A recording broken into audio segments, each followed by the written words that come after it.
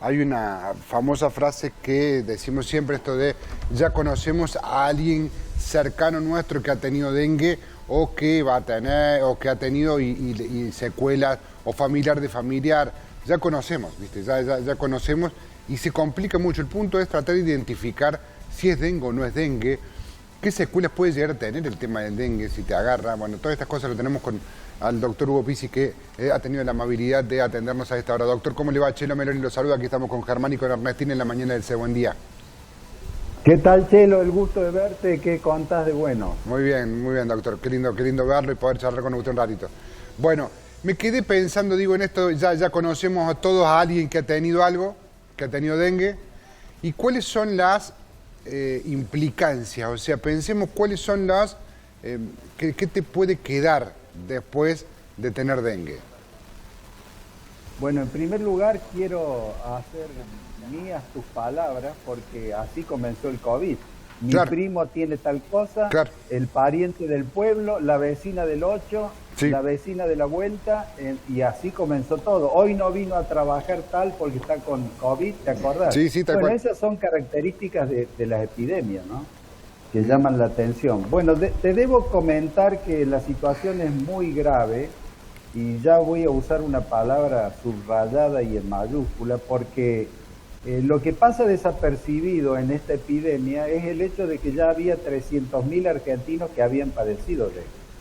Desde el año 1997, cuando entró el dengue con un brote importante por una inundación en Tartagal Salta, nunca dejó de crecer, 1997. Entonces, durante todo ese lapso, hasta hoy, hay 300.000 argentinos que padecieron el dengue. A esos 300.000 se le han agregado 120.000 de esta epidemia. Ya llevamos 120.000, pero ¿sabés, Chelo, dónde está el secreto? El secreto está que vos decís 120.000 en planilla, pero hay un 30, un 25% que hay en subregistro. Bueno, es que ese es el punto. Hay, porque conozco también mucha gente que tiene los síntomas, cae a las guardias y hay mucha gente y te dice, y bueno, vaya, tome un paracetamol y vaya porque tenemos mucha gente y usted debe tener dengue. Entonces le dan el tratamiento como para dengue. Pero toda esa gente no queda sentada. Esa gente no queda sentada y está, digamos, y es parte del mundo. Y tampoco queda sentado si tienen otra patología. No, inclusive a lo mejor se quedó en su casa, ni siquiera fue. Claro. Entonces, ¿cuál es el problema? Que ahora tenemos casi 400.000 que están más frágiles que antes. ¿Por qué? Porque si viene otro mosquito el año que viene, el mes que viene, la semana que viene, y te pone otro serotipo, porque están circulando, no uno solo, entonces vos podés hacer un cuadro más grave que el primario, más grave que el que hiciste en el 98, más grave que el que hiciste en el 2010. ¿Por qué? Porque hay un choque entre los dos serotipos y podés llevar a un cuadro grave o hemorrágico. Entonces, y te cuento de que ahí ya a nosotros, los que estamos en el tema, nos cuesta muchísimo sacarlos a flote. Por eso, yo lo que les digo, un mosquito no nos puede amedrentar. Miren, yo les voy a contar una anécdota, muchas veces a partir de las anécdotas se aprende. El diario La Nación a mí me pide una nota sobre esto, antes de la epidemia de COVID. Sí. Y a mí me llamó la atención que el periodista, que era el jefe de redacción, me cambió el título. Ajá. La pucha, ¿cómo puede ser que te cambien el título de una nota que te piden? Bueno, la cuestión que tenía razón. ¿Qué puso él en la sagacidad periodística? El mosquito que nos tiene en vilo. Entonces, convengamos algo, una cosa tan insignificante, un díptero de estas características, no nos puede amedrentar. Tenemos inteligencia, tenemos armas, tenemos infinidad de cosas para destruirlo.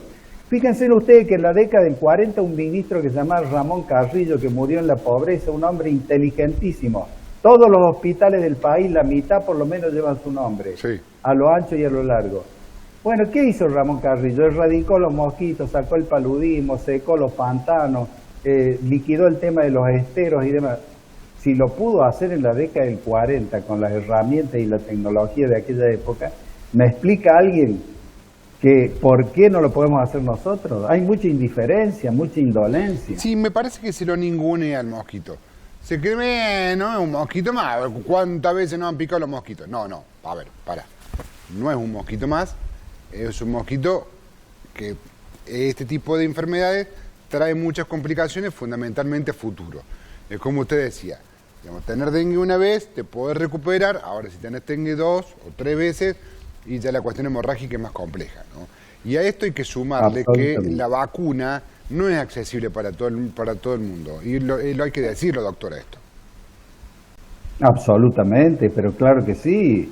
Lo que pasa es que nos hemos tropicalizado, y este mosquito que es africano fue descubierto en la década de 1880 más o menos, en la época que de la era victoriana, que todos viajaban a Egipto para ver si encontraban tesoros, para ver las pirámides, las tumbas, los sarcófagos y demás.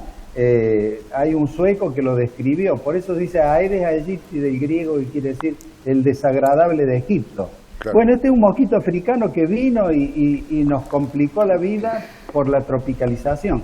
Vos sabés, Chelo, que nosotros en nuestros libros que tienen más de 25, están en toda la biblioteca, esto lo puede consultar todo el mundo. Nosotros decíamos, el paralelo 42 que cruza Neuquén y Río Negro, nunca va a cruzar un mosquito, nunca va a cruzar una vinchuca. Era por el frío, por la temperatura gélida. Bueno, te cuento que hay mosquitos en Bariloche y hay casos ya en otras provincias del sur. Entonces, estamos complicados. Tenemos que cambiar de actitud nosotros. Porque hay cuestiones inherentes al habitante que está fallando, pero también hay cuestiones inherentes a los gobiernos que también están fallando. Sí, claro. Doctor, hablaba Chelo recién de la vacuna. ¿La vacuna es efectiva para todos los casos o es una vacuna que solamente trabaja sobre un serotipo? No, es una vacuna que se usa en los 5 continentes. Esta viene a reemplazar, Germán, a la francesa. En la francesa estuvimos. El grupo nuestro estuvo con el profesor Gentilini, que es un hombre que siempre estuvo en contacto con nosotros, pero esa vacuna fue usada en Asia y en Centroamérica, anduvo muy bien para los que ya padecían dengue, pero hubo accidentes con los vírgenes de dengue, entonces se dejó un poco de lado. Esta es de los japoneses, es una vacuna que te cubre los 4 serotipos y te cubre o te da cobertura 4 años y medio. O sea, nosotros que estamos acostumbrados a la gripe 1 año, a la del COVID 6 meses, o sea, fíjate que 4 años y medio te da tranquilidad. Es cierto lo que dice Chelo, es muy cara, pero, atención, hay 4 provincias que la están poniendo gratuita, hay otras que ya están pidiendo cosas. Y acá en Córdoba, vamos a hablar un poco de Córdoba, hay cadenas farmacéuticas que te hacen un porcentaje, por ejemplo el 20% de descuento. Y hay obras sociales que te hacen un 40%. Entonces la gente hábil está unando los descuentos, está viendo dónde los saca, pero también debo decirle que hay una prepaga o 2 que te la dan totalmente, porque entienden que es preferible tenerlo protegido al afiliado y no tener que tener 1 día, 2 días o 3 días de terapia intensiva, que sale 20 millones de vacunas. Ahora, la recomendación es colocarse la vacuna después de haber tenido dengue por primera vez o prevenir antes. Bueno, cualquier persona puede hacerlo, el virgen y el que tuvo, pero nosotros, los que estamos en la lucha, en la trinchera, anhelamos, queremos, nos ilusionamos con que de pronto a todo ese grupo que ya padeció dengue se los proteja. Porque si no, todos los días vamos a tener más complicaciones. O sea, salimos de una cosa terrible.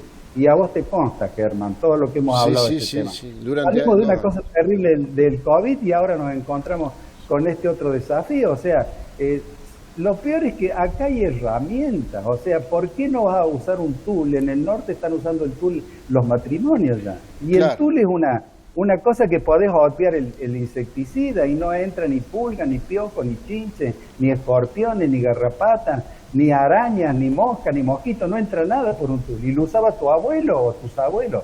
Los hoteles están volviendo al tul en el norte.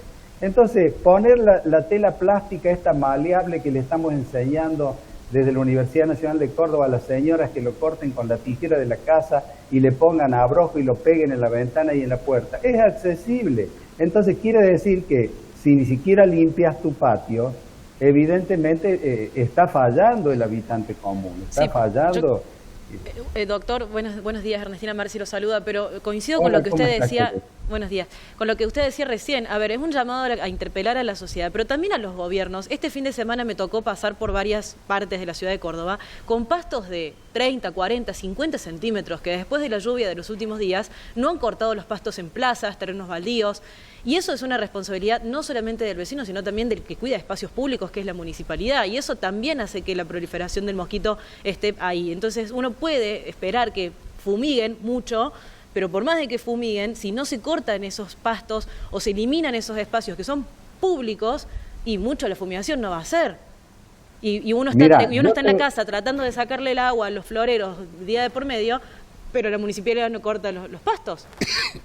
Bueno, yo voy a, o sea, es bueno lo que has dicho, pero ¿por qué? Porque no tiene que haber exceso de yuyos, pastos.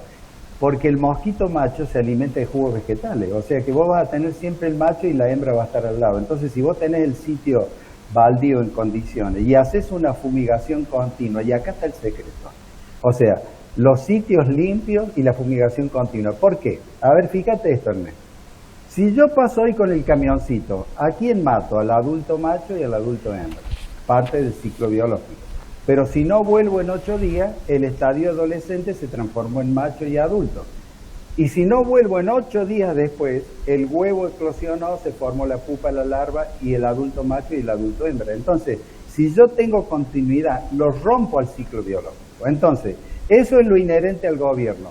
Sitios baldíos limpios y fumigación continua. Porque dentro de todo, las fumigaciones con los insecticidas que se hacen hoy son relativamente amables con el ambiente, no es como antes que usábamos órganos fosforados, que era un espanto. Entonces, ¿qué quiero transmitirles con esto? Es parte de todos. Acá tenemos que comprometernos, gobierno, habitante común, porque hay mucha indolencia, muchísima indiferencia, y no hay peor cosa en una epidemia que una indiferencia. Claro. Doctor, muchísimas gracias, como siempre, un abrazo grande.